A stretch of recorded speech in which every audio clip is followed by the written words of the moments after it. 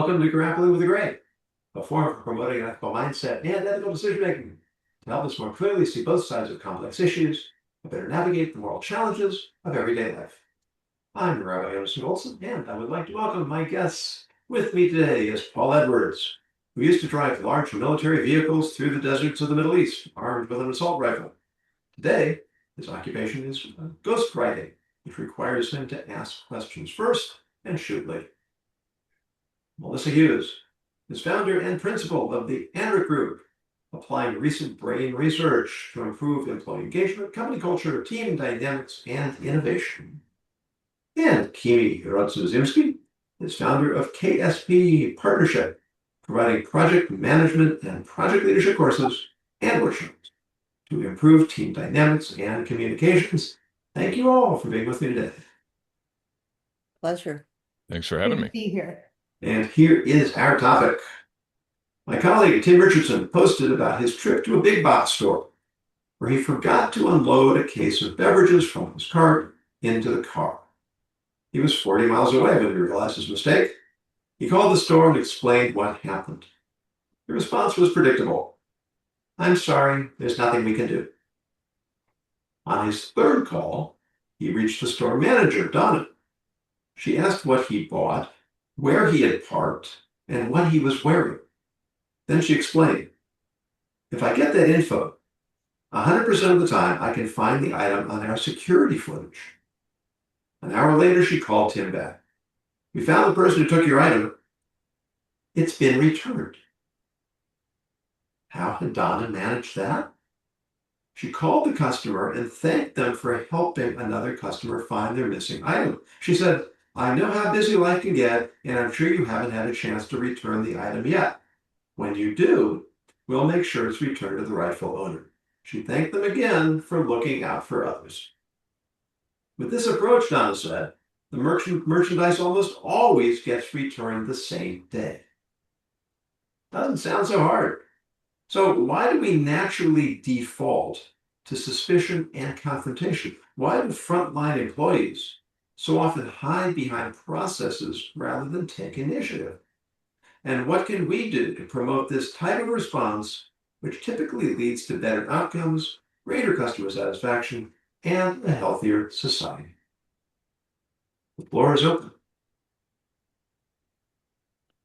I was first curious, somebody took the item. How did they know who it was who took the item and how to get a hold of him? Apparently on the security footage, they were able to, that's a good question. How did they actually identify the customer? Maybe once they had on the security footage, they were able to trace it to their purchase. Actually, sounds a little Big Brotherish, doesn't it? Well, it's just like I mean, I've seen security camera footage, unless it's super high resolution and you have facial recognition of who that is, like certain federal agencies might have. Um, I was like, when I was reading it before we got on, I was even a little confused about that. I'm like, how did they know who it was who took it and how to get a hold of them? Yeah, interesting question. Not to throw a gum at, I mean, I know we're here to discuss the ethical implications of it, but Well, There essentially with lenses these days, I took a picture of a desk that I want to sell to put on post on Facebook Marketplace, and I opened some of the drawers just so people could see it with the drawers open. And at some point, I noticed that I was looking inside the desk drawer, which is kind of messy, and one of the things in there were my checks, and I could actually zoom in and read my account number. ooh, yeah. After which I quickly deleted the post from Facebook Marketplace. But it's a little shocking that the resolution was that good. But let's go back to the ethical issues. Ladies, what do you think? The first thing that kind of came to my mind is, I mean, we've all been on the other side of that I've never been a customer service person, but we've all been the customer who's calling to get help. And I think on that end, it's really easy to forget that that person is dealing with complaints and problems all day long. And it might be my only complaint, my only problem, but largely customer service folks there's a certain amount of compassion fatigue that sets in, and you have to have I think that you have to be wired a certain way to be really good at customer service. But I think the other thing is like the question about how do we get so cynical? I mean, that one is the one that I had to stop and go, how many times have I done that where I would like to think that I assume best intent all the time, but then when someone doesn't want to help me or say there's nothing we can do, then immediately I think the worst of that person, or that person doesn't care about me, or my problem isn't important to that person, or whatever the thing is. So, and I don't know. I mean, I don't know how many times the guy, your friend, called like on the third try. Like, did he try different? Did he try a different approach every time? Or, how did he? Because he did something to get Donna to like do the right thing. Because what I know is when you call and if you're like, oh, fists, are clenched and this is the third time I've called, usually that doesn't get you anywhere. People are not too keen to help. Um, I have been in customer service. And what I found is that when somebody has escalated, in other words, he probably said, okay, look, I've called before and gotten nowhere. I'd like to speak to your boss, or I'd like to speak to the manager of the store. And when you on the other side of the phone, you get that phone call, hey, Kimi, I got this guy and he keeps calling and I keep trying to explain to him that we have absolutely nothing we can do about it. Two things would tend to happen in my head. One, there is always something we can do. And two, I need to chat with you later, because the very fact that you're not even referring to him by name, you're just referring to him like that, says that, as you put it, compassion fatigue is clearly kicked in, as well as plain human fatigue. I also believe, though, that optimism, when you work in customer service, optimism is an act of courage every single phone call and every single day. It is a courageous act of expression of faith in the better human nature. Because a lot of us try to look at, people are coming from good intentions. Well, sometimes scar tissue makes it really, really tough. What if that person sounds just like the bully in high school that made your junior year lousy? You're gonna probably not have a great reaction to them. The most important thing I think I ever taught most of my crew was take a deep breath. It's not going to take massive amounts of time. It's going to help you recenter. And if you feel the need to explain it, say, I just want to make sure I'm fully listening to you. But take a deep breath. Because I don't think it's just compassion fatigue. I think sometimes it's all the bits of information that are trying to get our attention. And now this bit of information is coming along with a pretty decent load of frustration.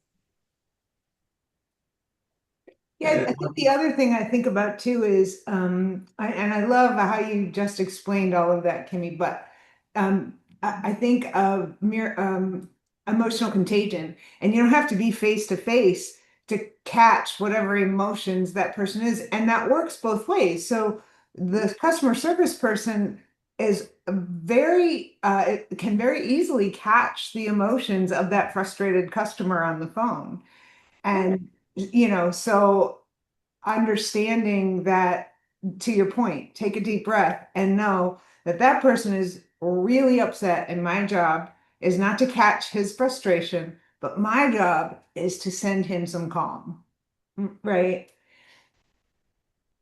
Yeah, there's maybe with more detail, you could start to pinpoint some of the problems. I think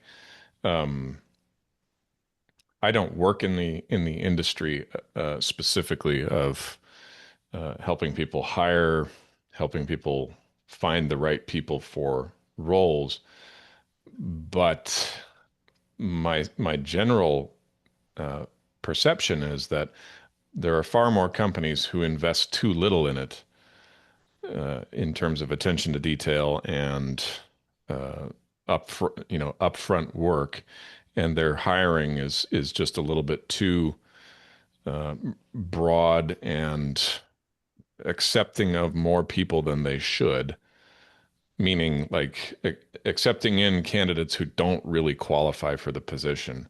And the bigger you get, like these, big box retailers and all that, the harder that is. I understand. I'm not saying it's easy, but I think a lot of people, when you ask the question, Rabbi, about why do frontline employees so often hide behind processes rather than take initiative, a lot of times it boils down to the training is just insufficient because I think it's considered a relatively low level type of skill. And from my customer service experience, which was many years ago, but I remember taking a role living in the UK, telephone customer service, and I aced it because I was used to American standards of customer service.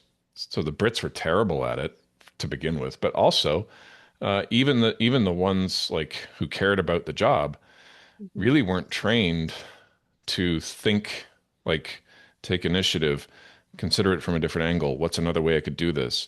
They didn't have the ability, not they had the ability, but they weren't trained to think laterally and figure out another way to solve the problem. Well, I'd had some training in that, even though I was just in my early 20s. And so I got promoted very quickly because my customer satisfaction was very high. Mhm. And I actually had the built-in personality to care about that kind of thing from the way I was raised. And just a lot of people were just there showing up, just collect a paycheck and run the phones from 9 to 5 and then go home. And that was it. So I think that's one of the factors. I'm not saying it's the only one, but I think it's one of the factors is you get people in there who the hiring standards are pretty low and their own standards are not very high in terms of how well they do the job. Yeah, I think the training is a big factor and the culture. I mean, there's so many service stories out there, good, the bad, and the ugly. And it's a discussion that comes up often in my ethical training programs. And one of the things that I picked up is that in the training, typically they are told that their number one objective is to end the call as quickly as possible, Right. as opposed to solve the problem as Right. quickly as possible. It's And kind of a sure sign that you're working with people who have gotten so far into the weeds of the numbers that they have forgotten that every single number stands for a person. Right. And one of my favorite quotes about that whole hiring dilemma, because hiring by the numbers really does, at a basic human level, frankly, it sucks to treat people that way and put them in a position to fail rather than succeed. But Bill Marriott was famous for saying that he would hire anybody who had the attitude of service, who Hmm. had an ingrained perspective of service. And as far as he was concerned, they could teach him everything else. I'll teach you how to run a computer system, a reservation system, how to run the scheduling. I'll teach you everything else. But if you don't have that, I don't want you anywhere near my properties. And I'm sure that that might have gotten diluted a little bit, but it always heartened me that he started out at least that way, saying, look, this is the important part, and this is the part that we can't necessarily train them into. We can help coax it out. If there's already a little bit of it, we can coax it out. But we can't make somebody decide that it's important that they solve someone else's problem. And I think the thing that stands out in most of my mind from Jim Collins' Good to Great is hire for character. right. Because you Yeah. can teach skills and you can't teach character. What I find interesting about the story, though, is that this manager, Donna, clearly had done this before. She had a system which she said was effective, and yet somehow that had not percolated down into the frontline workers to the point where they were even aware that they could refer a customer to her. And then that seems a little bit incongruous to me. That on the one hand, she's developed this way of solving this problem, and yet people that are receiving the problems aren't aware to go to bring it to her so that she can actually solve it. Or might not trust that they won't get into trouble for bringing it to her. Not everybody has worked for someone like Donna, who seems quite empathetic. Some of us have learned very quickly, very harshly, that it's not a good idea to bring something like that Yeah. to us.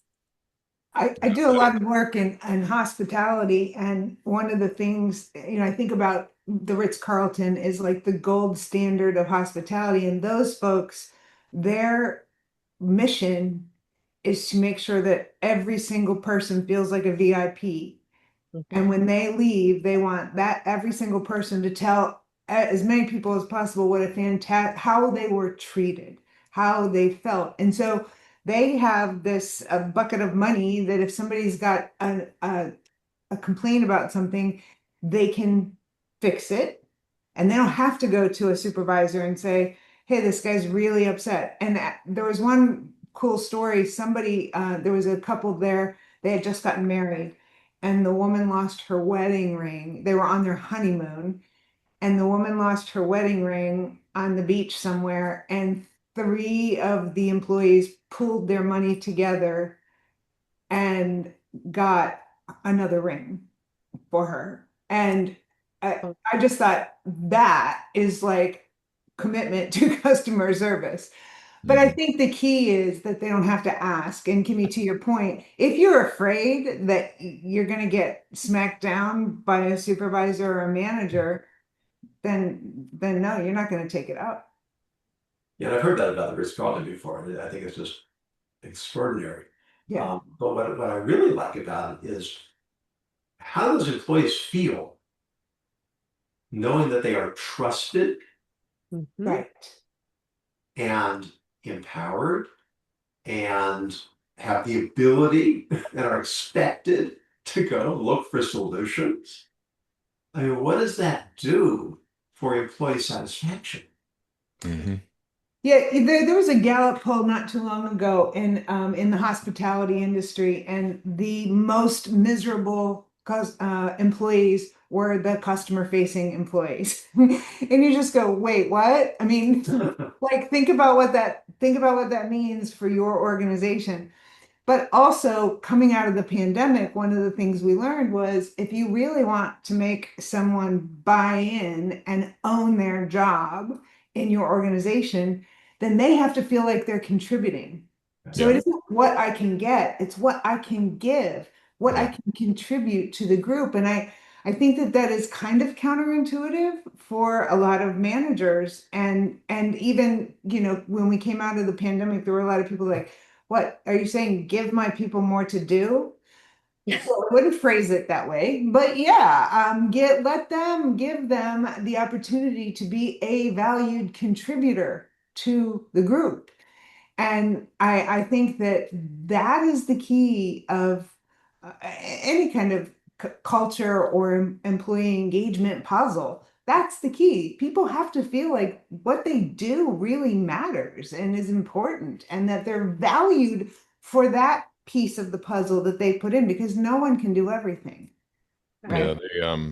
the thing that I was thinking about there, number one, Kimi, I agree. The environment of safety. I'm working right now with um, a guy in the manufacturing business in Illinois. We're putting together a book for him, and he said he took over this company where they had $1 million manufacturing piece of machinery. It's the size of a school bus. To make whatever it was it makes. I don't even remember what what it actually makes, but he said When he took over, they'd owned it for a year and they'd never used it. And he said to the staff, "Why aren't you using it?" And the staff said, "We're afraid we'll break it." And he said, "Afraid you'll break it? What do you mean?" And they said, "Well, we got it, and it's very expensive." And he had bought this company from a toxic ownership who would scream and yell and make a fuss anytime anything went wrong, because all they cared about was turning a profit from personal income from the business. Mhm. So he brought them all together and he looked them in the eye and he said, "You have my permission to break this machine. I am accountable. You mess it up, yes, we'll fix it, but this is my machine. I'm accountable. You have my permission to break it, and I'm not going to get mad." They started using it and they've never broken it. And that's the whole point, right? It's like when that environment is not there, uh, and the environment doesn't necessarily have to be hostile or angry people, yelling and screaming. It can also be just dead silent either way. It's like, we don't care if you do, we don't care if you don't. We just want the money. We don't care about what's going on in your life. We don't care about what's going on at work. We don't care about that you're having a problem with this employee. Just make us money, right? When you have that kind of environment, you should expect the first outcome that we're talking about here. But then when you have someone like this lady who's the manager solving a problem like that, and yet that's not distilling its way down to the frontline employees. If I'm in senior leadership or ownership, I've learned that's immediately going to pique my curiosity. Why do I have a manager who understands it, but I don't have front level employees who understand it? Something's not right here. And I can't blame the manager and I can't blame the employees. It's up to me. I've got to make sure Yeah. it's the senior leader. And most senior leaders, don't bother me with that. I want to look at balance sheets. It's like, no, you have to do this work or it's going to you're going to continue to get the same problem. Also, I mean, I think it goes back to just having a culture where you're allowed to talk about problems, because so often folks only want to hear the good news. Even though the first rule I was taught when I was in corporate America was never surprise your boss, never let your boss get surprised, like always, like give them the heads up first. But but I know I've been in a lot of organizations, and I'm sure you all have too, where it's taboo to talk about the problems. You got to talk about the wins. You got to talk about, all the good stuff. And the problems, if you're able to talk about the problems, that's actually going to be more profitable for the company than talking about the wins. Because if I make a mistake and I have a problem and I share it with, all of you, then you're not likely to make the same mistake that I made. So I've saved the company money in that, and time and energy and mistakes and all the rest. Google did a study, and give me, I cannot remember which of the Greek philosophers. Aristotle. Thank you. Aristotle. That where they were trying to find out, what the elements were that differentiated high-performing teams from others. And to the point that Paul brought up, and thank you, Melissa, I don't know why I can't keep that in my head. It was an element of psychological safety. It had nothing to do with, okay, we've got to have, a couple of outgoing people, but a lot of people who are very deliberate thinkers. It was not about those kinds of things, communication styles or co-locating. It was all about psychological trust, psychological safety. So if there was a high level of trust and people had felt a high level of psychological and emotional safety, they would get where they needed to go faster with less angst and a lot more of a cohesive feeling that the collaboration wasn't just something they were told to do, but it was something that it felt really good to do. And that is not something in my experience that happens in one conversation or two No. or 1,000.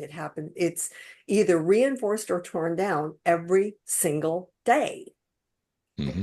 That Project Aristotle study was just to drill down into the psychological safety piece of that. One of the key factors in the highest performing teams, and Google looked at, I think there were 740 some teams that they looked at, and they wanted to find out, well, what makes a great team? Is it the people or is it the characteristics of the people, right? And underneath that umbrella of psychological safety, it was conversational turn taking.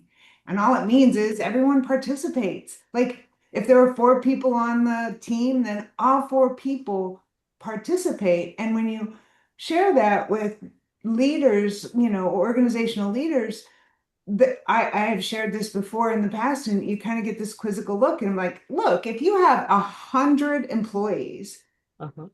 and 1/4 of your employees is not participating, but you're paying them, right? Mhm. It's not just the money that you're paying them and they're not delivering on. It's 1/4 of the work is just kind of out there in the ether that no one actually knows who's responsible for it and if it's going to get done. And if it doesn't get done, then what happens to that? So, you take a team of four and you say one person doesn't participate, you can really see that one person is not participating. But you take a team of 100 and say 25 are not doing their job, that takes some astute evaluation, and that takes the safety to say, I either don't know what I'm supposed to do, or I don't feel safe enough to do that, or whatever the or is. I've been trying to work up the nerve to tell you that that is a stretch but doable in some other dimension of reality. It's not actually doable here. Yeah, I hated that phrase. I was so glad when that left the business lexicon. yeah. But you're absolutely right. A couple of years ago, I expanded. I hired a bunch of very young freelancers, young people in their early 20s that I knew through various relationships because I got busy and I had too much more content to write than I could get to by myself. And one day I overheard two of them. We were on a Zoom call like this. I said, "Hang on, I got to go use the restroom." But I left my earbuds in and I could hear them talking to each other. And I guess they didn't notice that I was wearing earbuds and they started talking. And the one said to the other, how have you enjoyed working for Paul? And then the other one said, well, on the first day I was terrified because I wrote the first piece of content that he asked me to write. And I, you know, gritted my teeth and sent it to him and figured, okay, here we go. I'm going to get fired. And then he came back and he said, I like what you've done here. Let me show you what I want. Let me show you how I want this done in an organized pattern. And I taught them, right? I trained them. I told them, I demonstrated it for them, and I showed them, and here's the layout, and here's what you do, here's how you structure the content. And, then I showed them, we built a system using Monday.com so that they could meet the deadlines easily and all that. And I said, just plug it in here and it'll come back to you and you make the corrections and you plug it back in.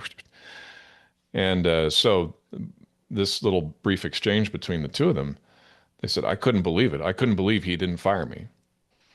And later on, I kind of got the opportunity through a conversation to bring up, I heard you guys that one day. I don't think you knew that. But there's a reason I didn't fire you. It's because I hadn't told you what I wanted you to do. Why would I fire you for my failure to communicate? Right? Of course I hadn't told you what to do because I just hired you. We were just trying it out and I was going to take the time and walk you through it. Well, these young kids, right? These kids are all 15, 20 years younger than me. They start writing content and then they're getting clients in other places and they're becoming self-employed young entrepreneurs a decade ahead of when I started chronologically. Some of them got married, some of them bought houses, some of them, launched careers off of this thing. And to me, that's a huge part of the difference. And they did exactly what I think most bosses and CEOs dream their employees would do. I'm not saying this to brag. I had good examples to follow. Um, they brought me at Christmas time. They sent me a card, handwritten 3 cards. They bought me a personalized gift, right? This nice little box with an executive pen. And they wrote me these handwritten notes of deep appreciation for being such a good person to work for and all this stuff. And I'm like, gee, I didn't even know I was doing that. I was just doing what I wish people would have done for me when I was young. So it really is the difference between a teaching culture Mhm. and one that's just like, I just want the money, right? Oh, Which teaching. kind of goes back to my original question, which is, the things we're talking about here, they've been out in the world for a long time. Forever. And they're available for anybody who wants them. I mean, best-selling books that everybody's talked about, um, the superstar speakers that it's their bread and butter, articulating these ideas. It's all out there. So why isn't it having a more profound impact? I believe there was a young man that I used to know very well, and I would tease him because he was 15 years younger than I was at the time, and I was significantly younger than now. And Todd had a routine, and I have come to admire it over the years. He said, I owe the firm we both worked for, I owe them 8 hours of the absolute best brain power I can. That was the deal. I signed a contract, I took a paycheck. That's what I owe them. I owe them that. But I work at least 10 hours, and 1 hour is to learn to make myself better as a person, and 1 hour is to learn to make myself better as a professional. And I teased him and I said, well, that's actually 2 hours of making yourself a better professional, because the better a person you are, the better a professional you will be. And of course, he got a little indignant, but then laughed. But I have always remembered that, because he was one of the few people I realized after a number of years, he was one of the few people I knew who had built a process, to use your phrase, had built a process that would work and was repeatable. And he wandered around telling everybody he possibly could. And even though people who worked for him could see over a course of a year, could see the difference it would make, they wouldn't follow that example. It was as if, well, that works for you. It must be something that you're doing that there must be some magic in there that I can't actually do it, or, you're just working way too hard. There's still life out there. I think if I had $100 to put down on that little scenario right there, I think it's mindset. I think it's the difference between a Thank you. transaction and an investment. And if you have if you are in a transaction in your organization, then you are just going to do the 8 hours and you're going to punch the clock, and you're going to be the first two people that your friend Yonason Tim called before he got to Donna. But if you're making an investment, and that investment is mutual, like you're making the investment in yourself, but that is so you can make a bigger investment in your team or in the Exactly. company. So I think it is the difference between transaction and investment.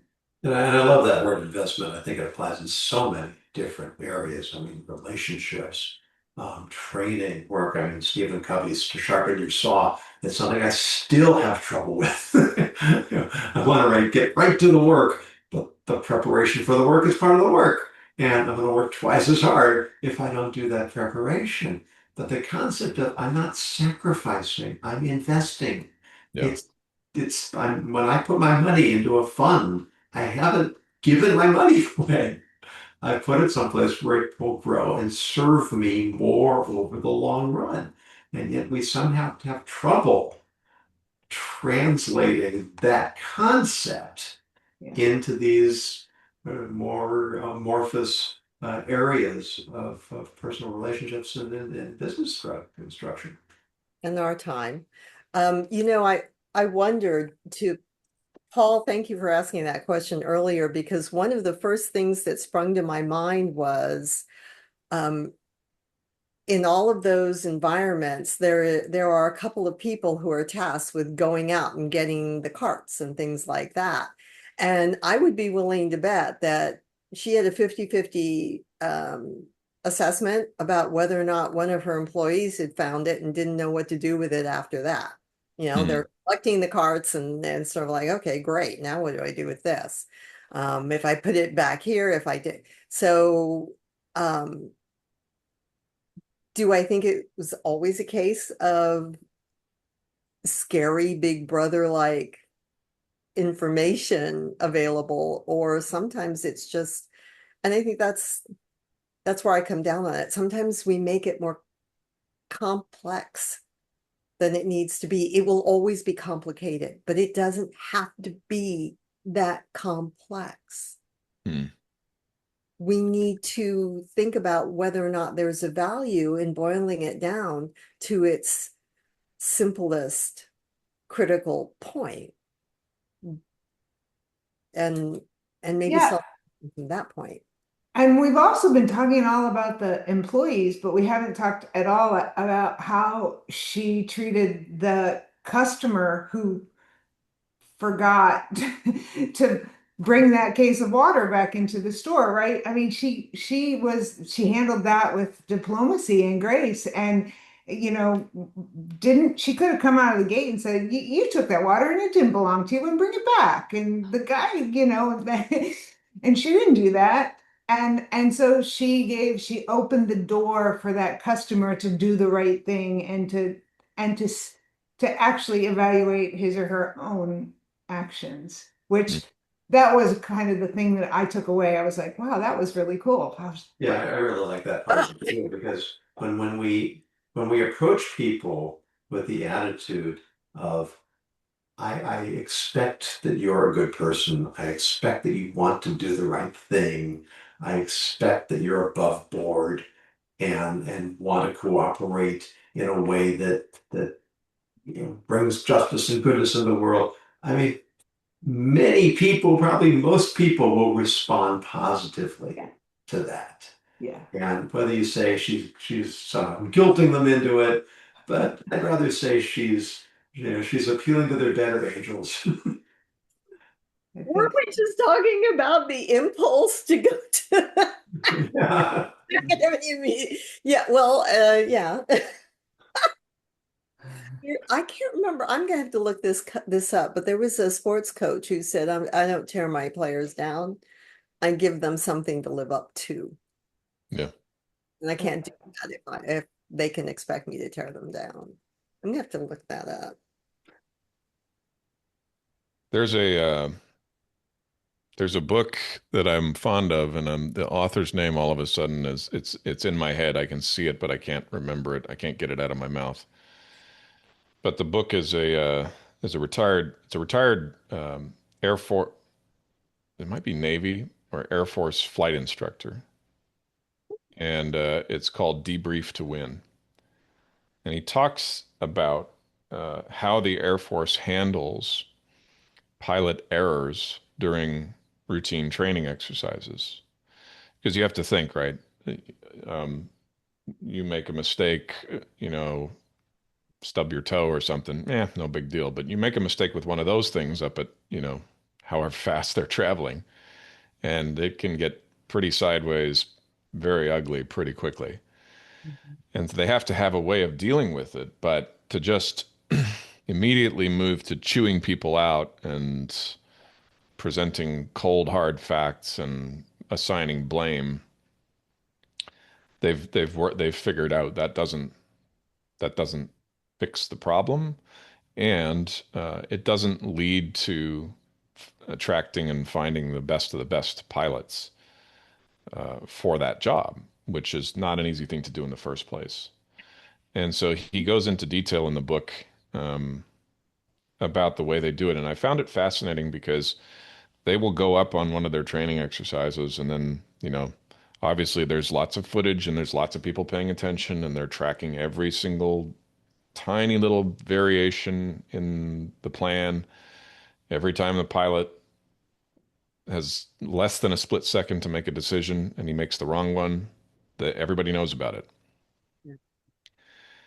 And they come back from it, they land, they put put the planes away and they come back and the first thing they do is they all go to the officers' lounge and they sit and they discuss it casually.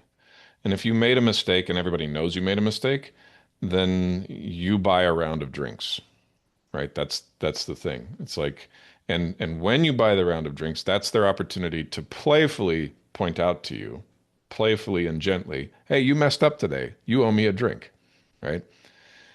Then comes the official briefing. Now that's where it gets more serious. That's where they're like, Captain so and so, if you can't make that mistake again, right? You do that, you're endangering lives, you're endangering tens of millions of dollars of equipment, right? But they sort of ease them into it. And so it is very serious work and it's very expensive work and it's very dangerous and high speed and all that. So you do have to, and it's the military, so you can't leave margin for error. But I admired that, and he pointed out in the book that this is actually this strategy has been tried elsewhere. And in fact, the New York Giants football team that won back-to-back Super Bowls during the Eli Manning era implemented a similar thing with film study. They would sit there and they forced themselves, if they weren't naturally inclined, to watch themselves make the same mistakes over and over and over again until they figured out, oh, now I see where I'm making the mistake. And now you see the mistake happening before it happens and you sidestep it or you work to prevent it. And that goes back to that culture of being accountable at the top and then training everybody below you to be accountable as well. It Really, doesn't. ultimately, there's that culture of trust. Mhm. We all want to do better individually and together. And if we're all committed to that, then we are much more willing to acknowledge our mistakes, to accept guidance and correction, and to work together to create a successful team. Hmm. And that can't help but succeed. We're not, and if I'm being presumptuous, stop me. I don't believe anybody in this room is saying, hey, if you make a truly heinous error, if you make a truly bad mistake, that there aren't going to be consequences. You can't help it. There are going to be consequences, and some of the consequences must need to be justly dealt with, sometimes by the people who that, if I'm responsible for my team, I'm also responsible for their safety and the safety of everybody who works with them psychologically, emotionally, or physically.